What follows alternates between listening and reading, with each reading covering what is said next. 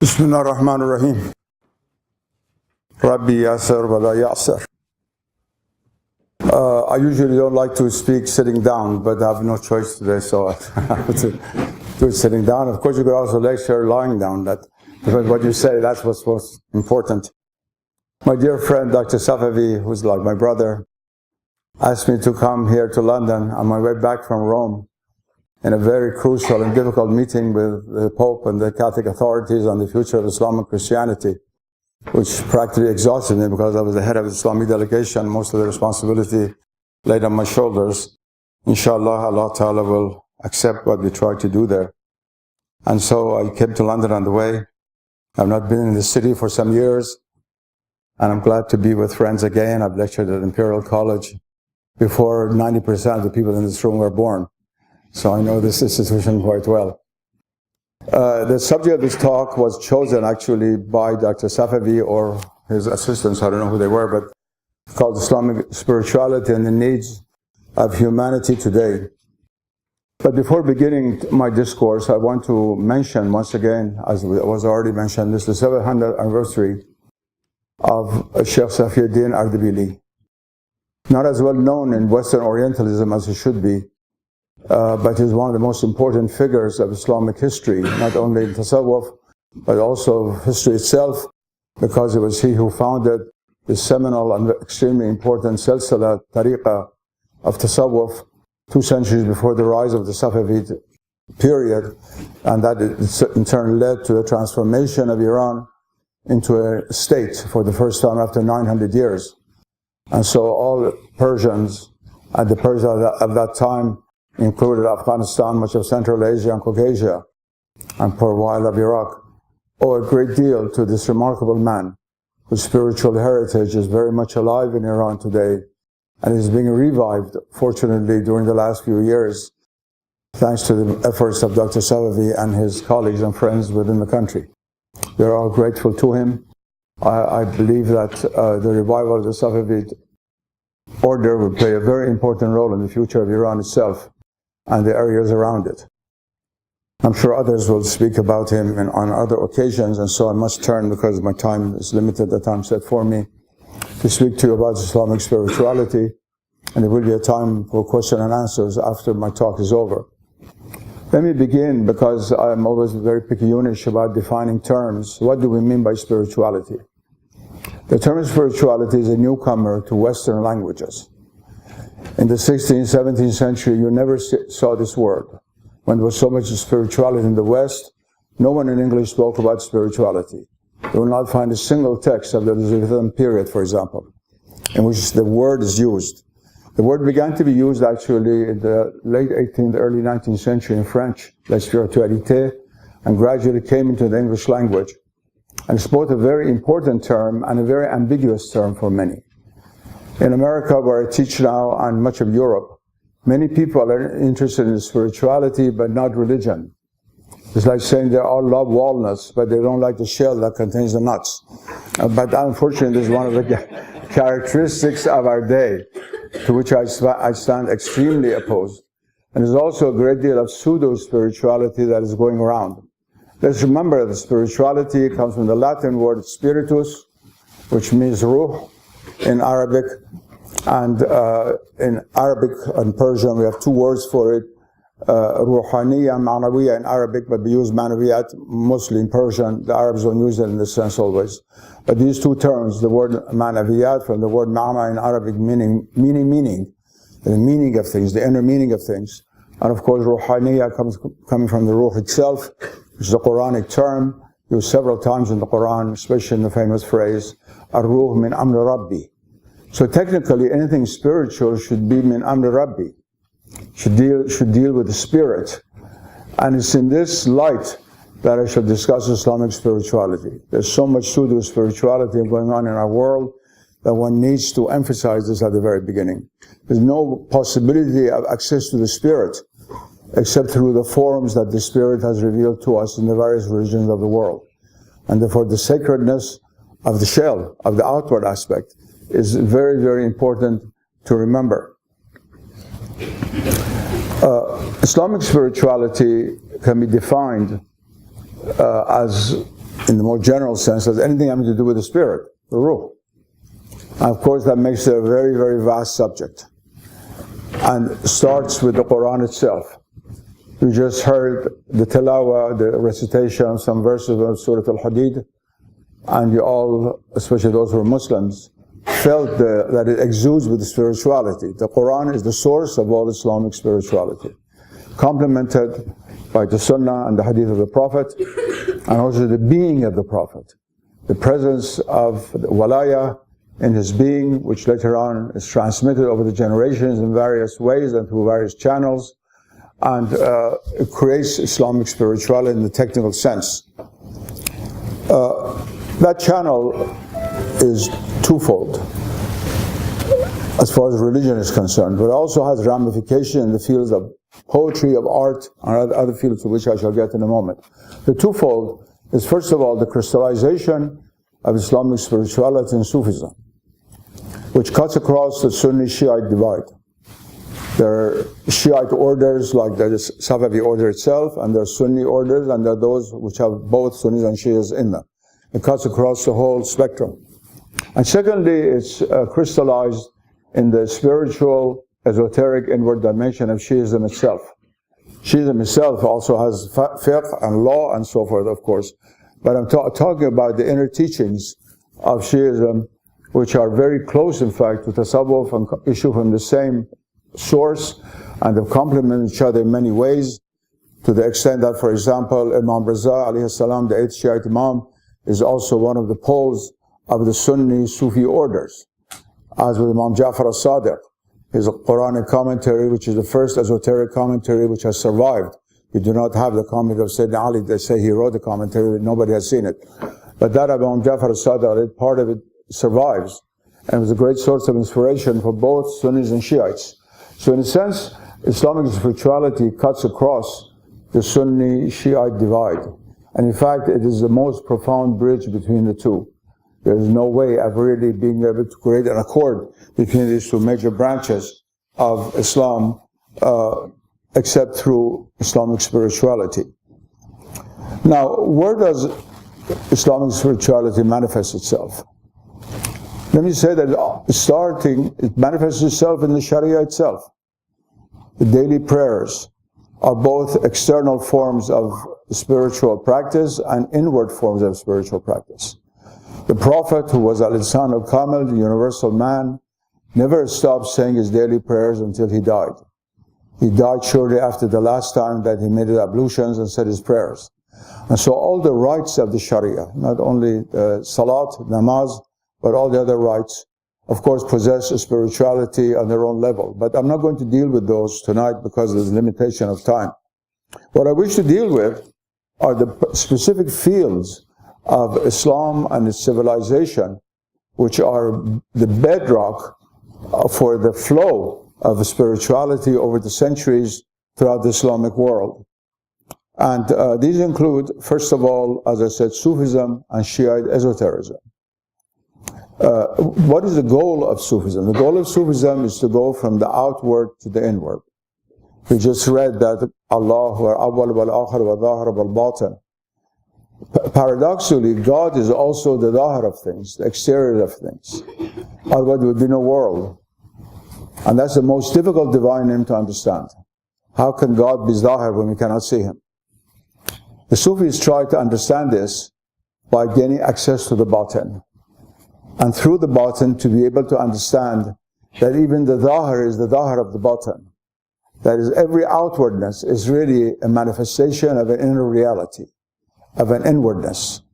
And that is the goal of the Sufi life, to be able to, first of all, to realize this within oneself, to be able to live inwardly, to live from the center, from the heart, where the divine throne resides, according to the famous hadith, Qalbul Mu'min Arshur Rahman, God resides at the heart of all of us, except many of us are ourselves alien to our own hearts.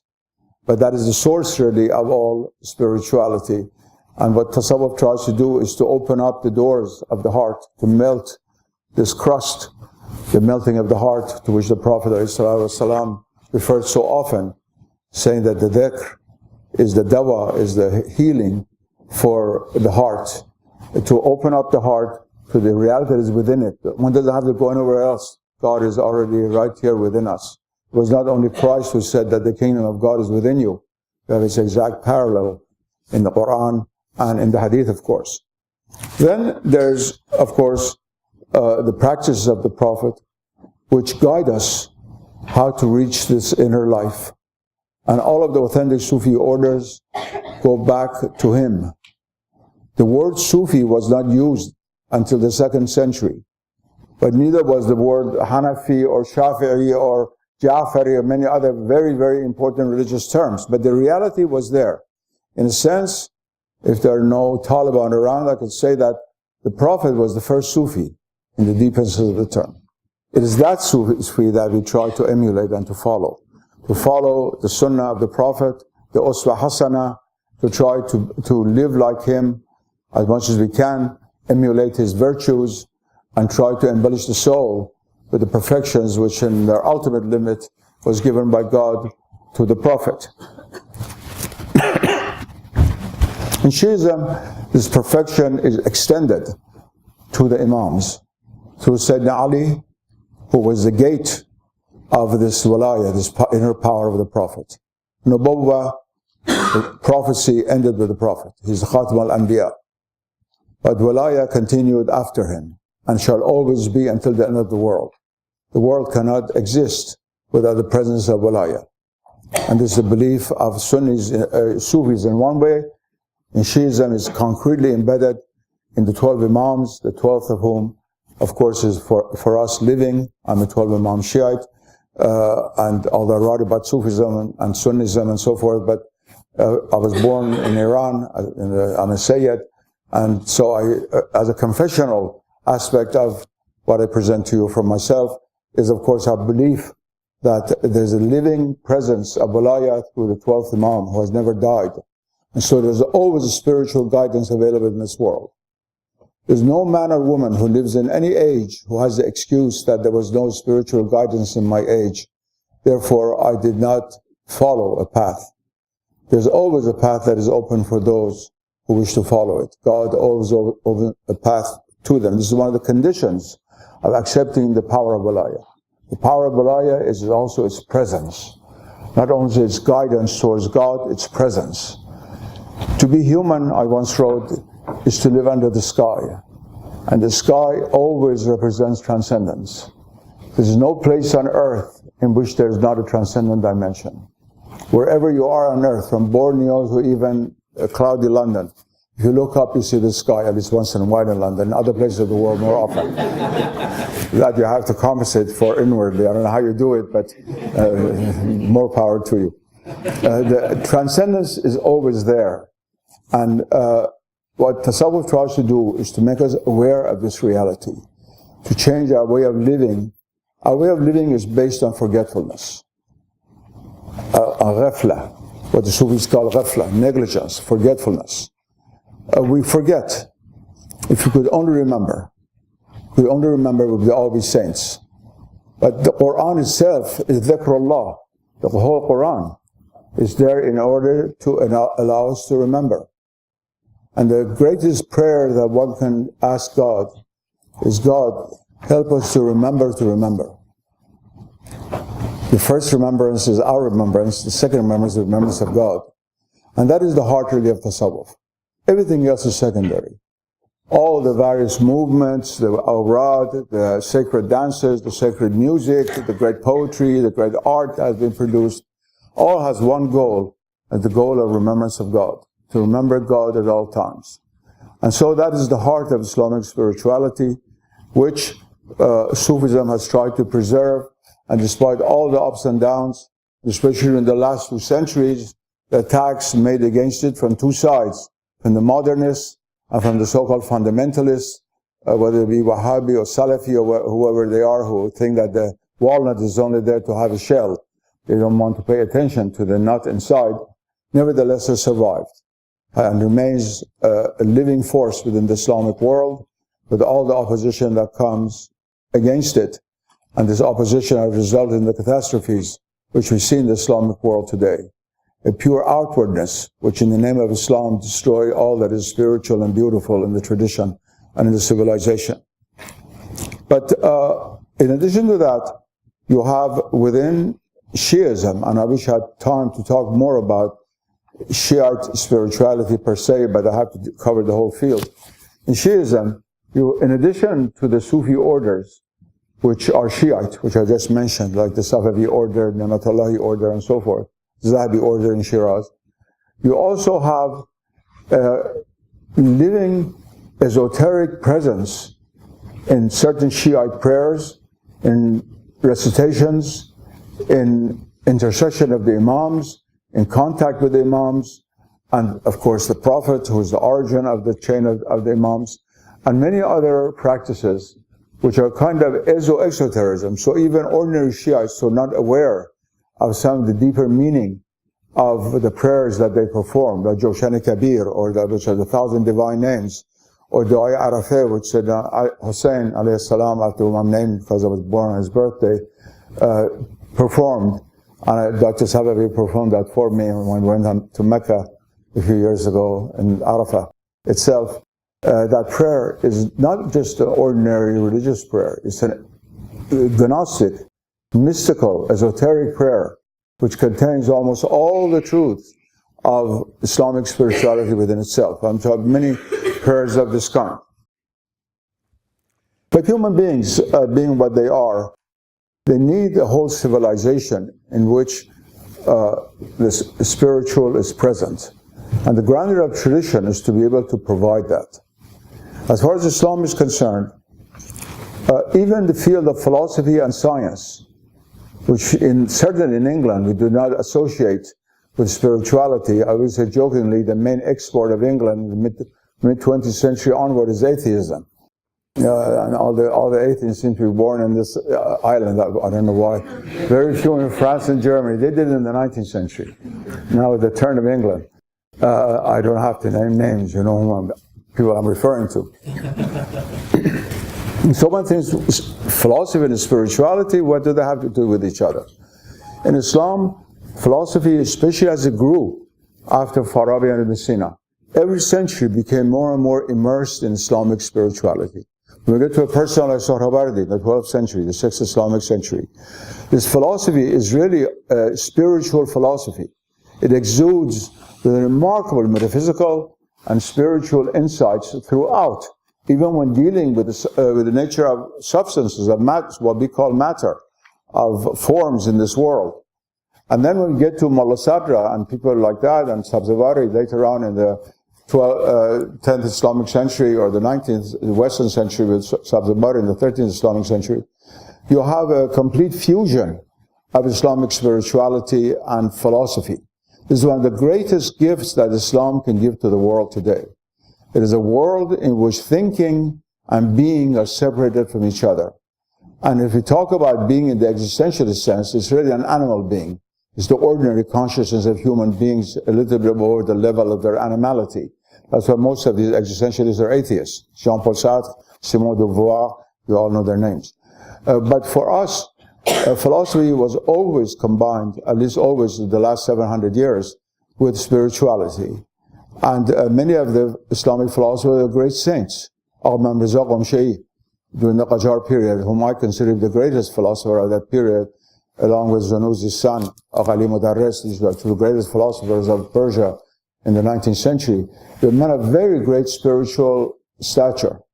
And even science, we talk about mathematics, astronomy, physics that were transferred from the Islamic world to the West and made possible late medieval and Renaissance science, and against it the scientific revolution came, but it came against that heritage, was related in the Islamic world to a large extent to spirituality.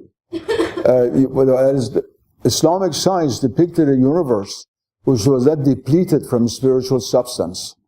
The spiritual presence was everywhere. And that's why, as a great mathematician, is considered to be one of the 10 greatest mathematicians of history. Nasiruddin Tusi also writes Awsaf al-Ashraf, a beautiful little book on Islamic spirituality. The two were never separated.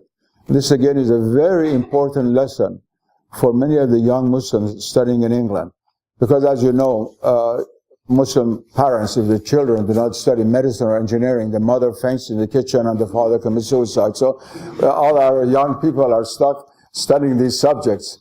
But these subjects were not always like this. They were always combined, even these subjects, with a spiritual presence. But Islamic spirituality manifests itself much more directly in other forms of creativity in Islamic civilization. Let me begin with Islamic art. Islamic art, of course, is one of the grand manifestations of Islamic civilization. And again, one of the greatest tragedies that has occurred in the Islamic world is the ugly cities in which we live, which compete with any city in the world in ugliness. And worse than that, some of the ugly mosques in which we worship, which are uglier than most factories in London from the Victorian period. I'm sorry I'm being so severe, but it's a very, very important point. The loss of the sense of beauty among many modern Muslims is as great a tragedy as not saying your prayers in the morning. I can say that because it gradually makes the divine unreal. God is beauty. Allahu Jamilun yuhibbu jamal. God is beauty and He loves beauty. Everywhere Islam went in the world, it created a beautiful civilization. From Indonesia to Morocco and everything in between. It was a hallmark of Islamic civilization. And what a catastrophe. What a catastrophe for us as a civilization that we produce so much ugliness. Indifference to beauty. We think it doesn't matter whether you pray on the asphalt or anywhere else. Of course, there's no other place in the mosque you can pray on the asphalt. God has allowed that. But to create places of beauty which reflect the divine presence was one of the great roles of Islam. As the great metaphysician Friedrich Schuon once said, religion is both truth and presence. Without presence, the truth becomes abstract. It becomes unreal. And without the truth, presence has no significance. Every religion must have both elements. And in classical Islamic civilization, Islamic art presented the presence of the divine, whereas metaphysics, the prayers, theology, all the other sciences represent the truth in its abstract or cerebral sense. You see this in the two great central sacred arts of Islam, in architecture and in calligraphy. Everywhere Islam went, from the earliest period, can you imagine, only 100 years after the rise of Islam, the Masjid al-Sakhra in Jerusalem was built. The Damghan Mosque was built. The Qarawiyyin was built shortly thereafter. The Qayrawan Mosque in Tunis. These are all mosques that go back to the first couple of centuries of Islam. Very rapidly, before everything else, before even producing books of fiqh, Islam created sacred architecture. Everybody must understand that. The books of fiqh came 100 years later. These are all among the greatest masterpieces of world art. Every single one of them. There's some also in Yemen, I haven't mentioned every one. There's 7 or 8 mosques that belong to the first century of Islam. The most famous, of course, is the Dome of the Rock. You also see pictures of it, unfortunately, for Israeli tourism, but at least everybody sees the picture of one of the great artistic achievements of mankind. And that belongs to only 100 years after the rise of Islam. You consider that when Christianity came to Europe, the first important architectural work that is Christian is 400 years after the birth of Christ. The San Maggiore Church in Rome, or one or two old churches. Very, very different. Islam very quickly developed a sacred architecture, which created sacred space that then gradually extended to the whole Islamic city. In the same way that in Islam, you can pray anywhere. Your home is a mosque. The floor of the mosque became the floor of all homes. And the ceiling of the mosque in those traditional cities where ceilings were connected together, you could walk over the whole city or on roofs, became really the roof of your house. It was an extension of the sacred space of the mosque to the whole traditional Islamic city. And this monstrosity that we built today in the name of cities is really an affront to the whole message of Islam in a certain sense. Nobody thinks about it in these terms, but at least somebody should talk about it. Maybe somebody will listen here and there. I'm very, very pleased, since I've been for 50 years talking about this, the number of wonderful architects around the Islamic world. many of them my own students, who are trying to do this as much as possible. But it's not possible everywhere. I know that there are economic conditions, technological conditions, all kinds of things into which I will not go. But it's important to understand why Islam emphasized so much the sacred quality of architecture. Because that's where the word of God reverberated. The space of the mosque is for us what the icon is for Christians. That is the face of the word of God. Since we do not have figurative art in Islam for very profound reasons into which I will not go, the spiritual space, which was based on emptiness, was the great achievement of Islamic art in presenting Islamic spirituality. You cannot go into one of the great mosques without feeling the divine presence. That emptiness is emptiness vis-a-vis the world, but fullness vis-a-vis the spirit. The emptiness of the mosque is fullness in a sense. It's like La ilaha illallah. If you take the La ilaha to be fullness, then illallah is emptiness. But if you take Allah to be fullness, then La ilaha is emptiness. That's why you negate it. That's why you negate it with the La. And Islamic architecture is based on this principle. Complemented, of course, by Islamic calligraphy, which again is the depiction of the Word of God, because all calligraphy in Islam begins with the Quran. The pre-Islamic Arabs, as you know, doodled along a few lines and here and there. There had no calligraphy as art. The art of calligraphy is considered traditionally to have been invented by Sayyidina Ali alayhi salam. The Kufic script is said to have been first used by him. He was a great calligrapher, unbelievable man. I mean, it could be a warrior, a greatest saint, poet, writer of the most eloquent work in the Arabic language after the Quran, the natural balagha. At the same time, a calligrapher. I mean, it cannot be beyond our ken. How could God give so many gifts to one person? But that art, from the very beginning, was associated with the Quran. And all extension of that art into Islamic civilization came from the Quran. I remember when I was a child, I told this story once before in London 50 years ago, when I was first lecture on Islamic calligraphy here. The city is, by the way, the city which produced the most beautiful work on Islamic calligraphy has been ever written in the English language, by the late Sheikh Abu Bakr Sirajuddin Martin Lings. God bless his soul, my very close friend. I don't come to England ever since he's died. I was so close to him. Something of England left for me when he left the world. His beautiful work on Islamic calligraphy explains this. I remember as a child, when we walked in the street, if there was a piece of newspaper that had fallen in the street, pious people would fold it up, kiss it, and put it inside the hole in walls, which were kagel at that time. That is, they were made of mud, so they had holes in them, because they thought it was from the Quran. Other might have been completely profane story from Italaat or somewhere like that. But in the minds of the people, a written word was God's word. And that was throughout like that Islamic civilization like that for centuries on end. And now, of course, we've trivialized writing, but nevertheless, a central role of calligraphy remains, and it's an art which connects the hand to the heart, to concentration of the mind. And it's also therefore a spiritual discipline. To be able to draw one single sheen or scene like that is tremendous concentration. And you have to be able to pull from the right to the left the forms back into your heart. A good calligrapher takes everything back into the heart center of his own being. And so calligraphy complemented architecture always as a great source of Islamic spirituality. And many Muslims feel that even today. Even in London, they try to have one good piece of calligraphy on their wall. It's something that exudes divine presence. Even if they're not Arabs, they don't understand a word of what's written, some verse of the Quran or some prayer. But the beauty of the form speaks very, very much to the Muslim heart and the Muslim eye. And one cannot underestimate that. Then there are all the other arts into which I will not go, such as the art of the dress. The traditional Muslim dress, both male and female, brought out the spirituality of the human stature, the human body. Whereas Western dress brings out the animality of the body. I'm sorry I have to wear this kind of suit. I have no other choice. Otherwise I wouldn't wear it for one day.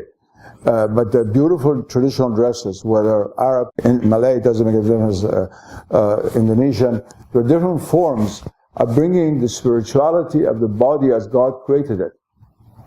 And God said, we created the ahsan taqweem. We created the best of stature. To bring that something of that stature. And there is a great deal of spirituality connected to that. And the loss of the traditional dress in the Islamic world was a very major catastrophe, almost as bad as the loss of the alphabet by the Turks, who changed the alphabet to Latin alphabet. It's almost as serious as that. A very, very important matter. And then all the so-called minor arts, which are not minor in the Islamic world. The division of major arts and minor arts is a Western concoction for Islamic art. In fact, these are very major arts. The arts at the National Art Gallery you only see once a year. But the plate on which you eat, your wife puts the food right in front of you every day. That's the art that affects your soul. Not the painting of Rembrandt that you may see once a year. Yes, that's great art on its own. I'm not trying to denigrate it. But the art that surrounds human beings, Islam would spend all its spiritual, artistic effort to try to beautify the immediate surroundings of human life.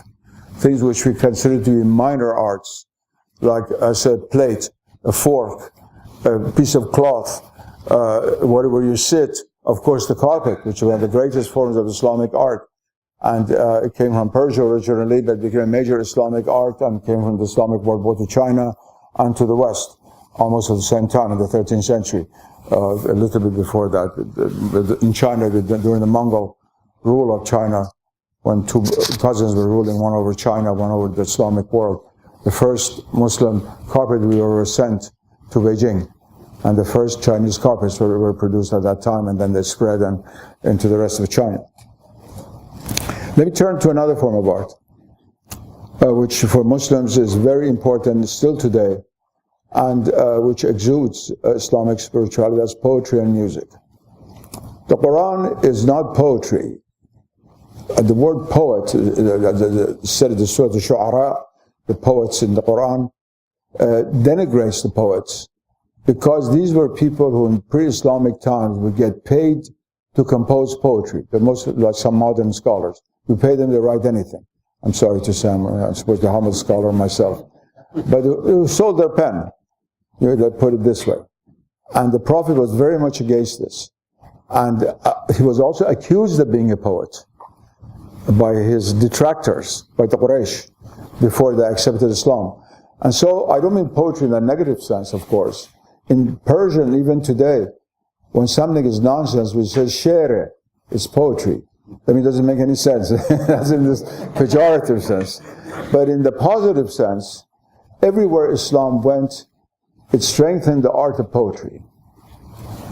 And Arab poetry was so strongly molded in the pre-Islamic poetry, the Jahiliyyah poetry, that it took some time for Arab poetry to become Islamicized.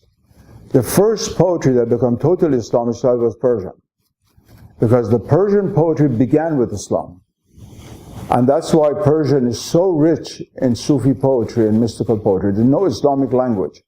I don't want to be too chauvinistic, I happen to be a Persian. But this is really the truth. It made poetry the main vehicle, actually, for Islamic spirituality over the centuries.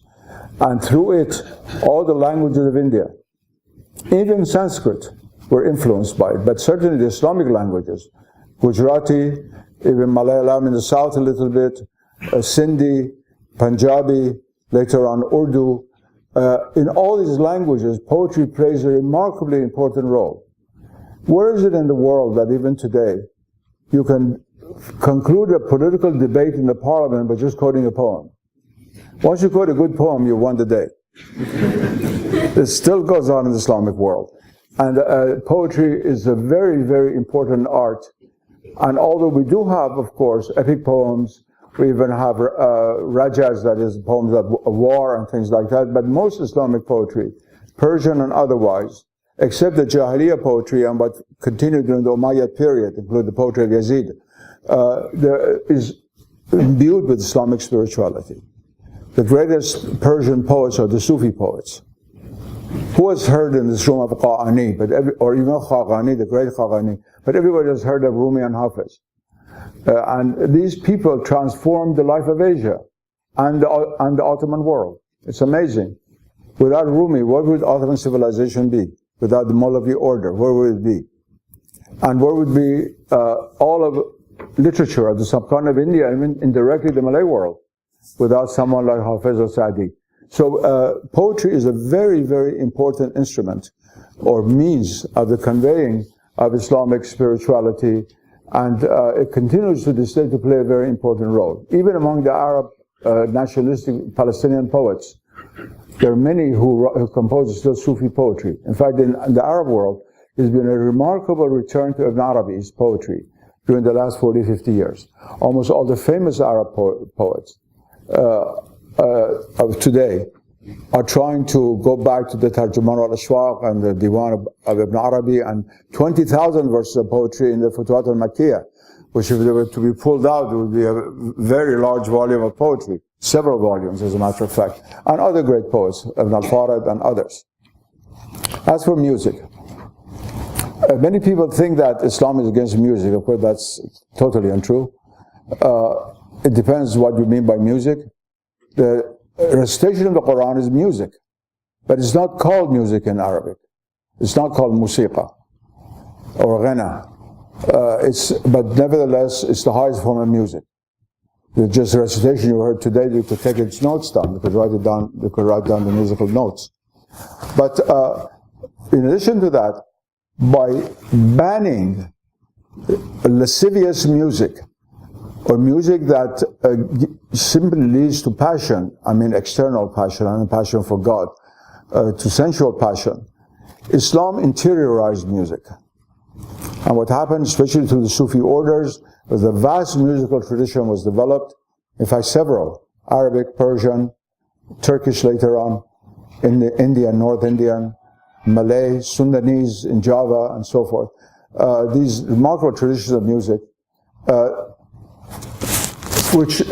all of which really, in classical form, derive from the spiritual presence of the Quran and of Islamic spirituality.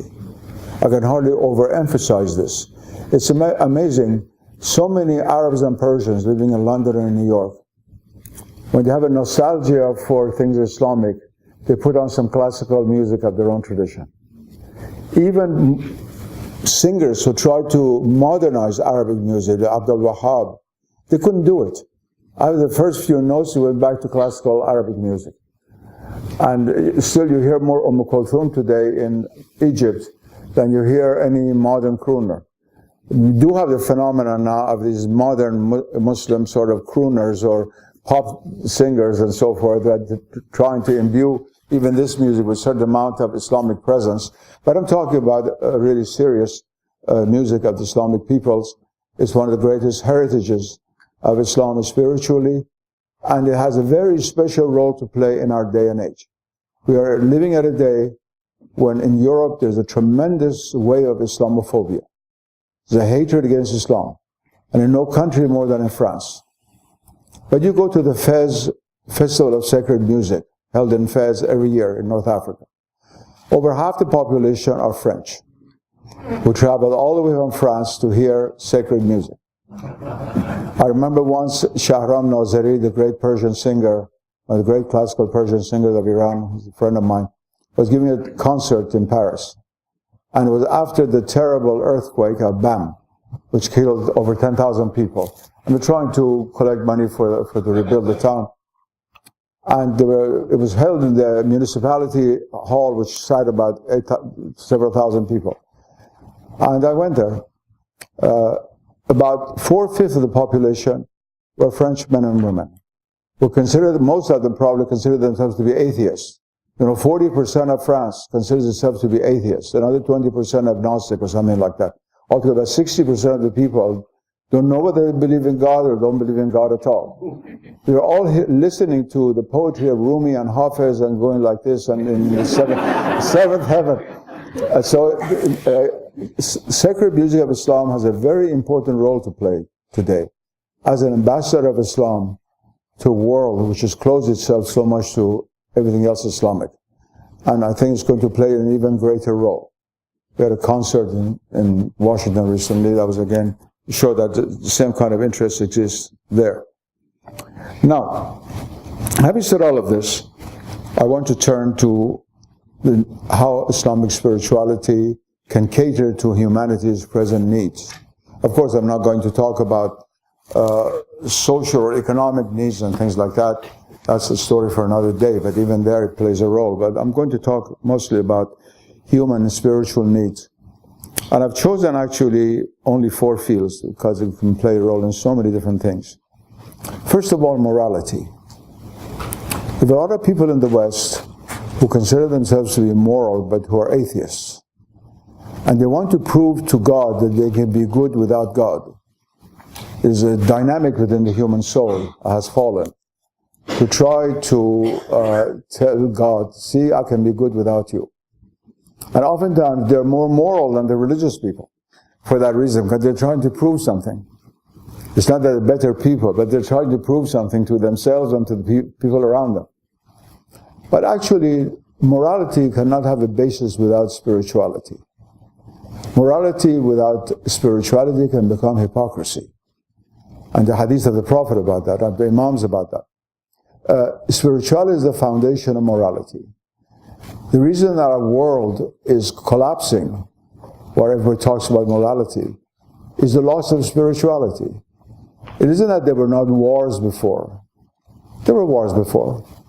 It's not only Daesh that is beheading people in Syria. The British Army beheaded thousands of people in India in the 19th century. People have forgotten that. Or the French Army, even worse, in Algeria. The things that they did, nobody can match. They used to cut off the ears of people for just 2 francs. Any soldier who brought out an ear of a Muslim would get 2 francs. Can you imagine that? It was the French who were trying to carry out the La Mission Civilisatrice, a civilizing mission in North Africa. But what we see before us today, even within the Islamic world, is a kind of pseudo-morality devoid of spirituality. And what we see in the world at large, where people talk about humanity and so forth, and there are wars all over the place, 1 million Iraqis get killed, and then Syria is torn apart, and Afghanistan, 600,000 people die, figures which are astronomical. And on both sides, the believing is on both sides, both those who come to other countries to kill people, and those who make an excuse for them to come to those countries to kill people. Both of them are trying to talk about a kind of morality which is without spirituality. So morality without spirituality can be a very dangerous thing. It can become bigotry of the worst kind. Considering myself to be holier than thou, and ordering people around, and if I have force, then to force them to do my will in the name of morality. This has not disappeared. You start on the missionaries who were doing it in 18th century India. It's still very, very much a part of our world. And the Islamic world is as much to blame as the Western world. You cannot just put the blame on one side. All of us are to blame for this. Then there's a very, very important issue, which is related to what I was doing in the Vatican last week, the relation between religions. We all know that we are in deep need of having good relations between religions. Almost all the issues that face one religion face other religions as well. From child pornography to theft to murder, everything, all the evil things that go on in society, different religions face it in different ways. And no religion has a monopoly on that. Unfortunately, we are sharing this. And it's most important for religions to be able to get together, even for expediency. But expediency is not enough. It's not enough to be polite towards other religions. One has to accept the Quranic message وَلِكُلِّ أُمَّةٍ رَسُولٌ, that God has sent a messenger to every people, to have respect for other religions. Now, it's not easy to have respect for other religions, because religions have forms, and forms are very different in different religions. And if you only look at the form, there's nothing but opposition. I always say, give this example. A Christian, when he goes into a church, takes off his hat. A Muslim and a Jew, when they go to a synagogue and a mosque, put on the hat. And they're both doing the same thing. Both putting on your hat is a sign of humility, and taking your hat off is a sign of humility, in different ways. But since we're dealing in the world of relativity, the relative act seems to be opposite. But the inner intent is the same. It's time for us to be able to realize that we all belong to God, we come from Him, and we return to Him. When the Quran says, Inna lillahi wa inna ilaihi raji'un, it doesn't mean only Muslims. All creatures And the little mosquito also that bites you during the summer comes from God and ultimately returns to God. All creation comes from God and returns to God. The Quran says this over and over again. You're always going back. Every creation goes back to God. And so the whole field of the relation between religions is a field which cannot be really approached only diplomatically, but it has to be approached spiritually. I'm a veteran of this war of 50 years. I led the first Muslim delegation to the Vatican when I was a very young man. And it's been 50 years since I participated in the first Christian-Islamic dialogue, later on with Judaism. I've lectured in India to Hindus oftentimes. It's a very, very sad thing that because we play with the word spirituality, everything is going backwards. It was easier for a Muslim and a Christian to talk in London together 30 years ago than it is today. There's much less bigotry in Europe at that time against Islam than there is today. We've gone back to the Middle Ages, minus the spiritual element in the Middle Ages, which always held Islamic civilization in respect. St. Thomas Aquinas was trying to learn Arabic in order to be a good Christian theologian. You don't have Christian theologians trying to do that at Gregorian University right now. They try to learn Arabic in order to convert the Muslims, which is quite something else. So unfortunately in this field things are going backwards, but there's no possibility of hope for us in the future without paying attention to the spiritual dimension of religions. Religions can only meet at the center. They cannot meet at the circumference. God did not want to create one religion. He says so in Surah Al-Ma'idah. He wanted to create other religions. So as the Quran says, you could vie with each other in goodness. And finally we'll tell you who was right and who was wrong, who did well and who did not. So this is a field of very, very great importance, which I feel Islamic spirituality should address itself. I'm very happy to say that in this one field at least, there have been a lot of efforts made in the last few decades in certain parts of the Islamic world, including Lebanon, in Iran, in Morocco. Before the Coptic Islamic strife began in Egypt, then the situation deteriorated and almost all dialogue stopped. There's a tragic situation in Egypt, which still goes on. But there are many Islamic countries. Indonesia, which now has a very wonderful policy of amity between religions. 10% of Indonesia is Christian, or a few are so-called old religions of the islands, and 90%, 87%, 88% are Muslims. And there are very good policies being followed there for the last few years, and there are good signs here and there. There are also very bad signs, all the way from the Sudan to what happened in Iraq as a consequence of the invasion of Iraq. Christians had lived at peace with Muslims in Iraq for centuries. Not one Christian received a bloody nose during the whole 400-year Ottoman rule over Iraq. And the same with Syria. There's a story that perhaps not all of you know. In the 19th century, when Amir Abdul Qadir al-Jazairi was exiled, first to France, they were going to kill him, and the French officers protested because he was such a noble warrior, and so they exiled him to Syria. Once there was a riot between the Druze and the Muslims and the Christians, and a number of Christians were killed, and the others came and took refuge in Amir Abdul Qadir's house. So he gave them protection, gave the Christians protection. And later the Ottoman Caliph sent Ibrahim Pasha, I think it was, his prime minister, to Syria, and they put on trial all the people who had killed a Christian. They were all hanged. They are all Muslims. They were all hanged, and since then you didn't have one bloody nose of a Christian until what you see today. The money paid from outside of Syria to destroy this wonderful country was a remarkable peace between the Druze and the Christians and the Muslims for a long, long time. So we live in very difficult times from this point of view, and I think it's incumbent on anyone who speaks about Islamic spirituality to speak globally. It's like speaking about the environment and only speaking about your city. And that's the next issue I want to turn to. There's no issue that is as crucial besides the religion itself and our soul and where it goes after death than the question of the environment. It's strange that people think it's some kind of banking policy. They have to debate 3 days at the G20 summit in order to decide whether to even include the environmental issues or not. And finally, Mr. Cameron, the very last day, says, yes, we're going to support the environmental fund. The environmental issue is actually a crucial matter of life and death. For those who do not believe in heaven and hell, that's why they're the people who most understand the environment and environmental crisis. Most people who are trying to defend the environment are agnostics. They're not people of religion. It took a long, long time for Christianity to even become aware of this. When I gave the Rockefeller Series lecture at the University of Chicago, which predicted the environmental crisis, the book Man and Nature, I received scathing comments against it from many bishops and churchmen of the Church of England, because I criticized post-medieval Christianity for being impervious to the importance of nature.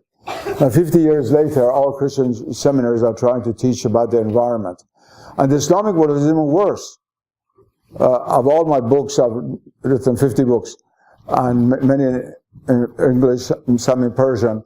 My book, Man and Nature, was the very last book to be translated into Persian. And the environmental movement in the Islamic world is just getting off the ground now. Just getting off the ground. About 30 years late, they should have begun actually when this whole movement began. I used to give talk after talk in Iran, even on television. Nobody listened. And the other countries are even worse. And you see, Iran was the first country to have a national park system in the 1950s. We had the first national park system in Gorgan and one or two other places. In Egypt, in Syria, in Iraq, in North Africa, nothing. In Pakistan, how many talks I had given in Pakistan on this issue? Nobody was really interested, unfortunately, in these issues. But the environmental crisis is a major issue, and it's not a question of bad engineering. It's a question of spirituality. Unless we are able to see the spiritual quality of nature, all UN plans and national plans are nonsense. They're not going to get anywhere. We have to be able to understand that all creatures are God's creatures. That tree has a right of its own. Al-huquq. It's not only our right to cut it when we want, do whatever we want to do with it. We have to keep the balance of nature. Yes, we feed upon nature, but we cannot transgress against nature. I've always said nature should be treated as one's wife and not as a mistress.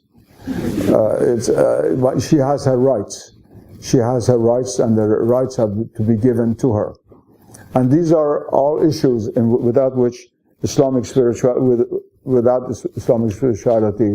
never get us anywhere. This is one among many. Now, let me conclude.